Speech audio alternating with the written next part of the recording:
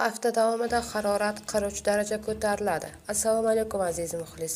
Agarda bizning kanalimizda mehmon bo'lsangiz, bizga obuna bo'lishni unutmang. 1-iyuldan 5-iyul kunlari O'zbekistonda issiq harorat asta-sekin kuchayadi. Respublikaning katta qismida havo 40-43 darajaga, janubda va cho'l hududlarda 44-46 darajagacha isiydi. 1-dan 5-iyul kunlari issiq ob-havo asta-sekin kuchayadi deya xabar bermoqda O'zgidromet. Dushanba kuni O'zbekiston hududi bo'yicha quruq va biroz issiq ob-havo salqinlanib turadi. Havo harorati kunduzi 34-37 daraja, eng kechga janubda 40-41 darajani tashkil etadi. Eng issiq kunlarning respublika shimolida 2-3-da, cho'l hududlarda 3-4-da, respublikaning qolgan hududlarida 4-iyul va 5-iyul kunlari kuzatiladi.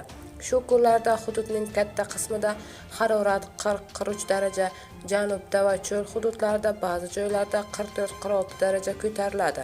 O'zbekiston bo'yicha shamol tezligi 13-18 metr/soniya.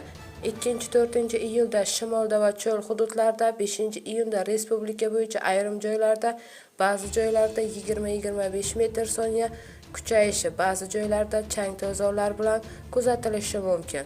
Toshkent shahrida havo biroz bulutli bo'ladi, yog'ingarchilik kutilmaydi. 30-iyul va 1-iyul kunlari harorat asosan 35-38, 2-3-iyulda 38-40, 4-5-iyulda 40-43 daraja iliq bo'ladi deyiladi xabarda. Bu xabarni barcha yaqinlarimizga jo'natib qo'yamiz hamda videomiz ostida bir dona like tugmasini bosishni unutmaymiz.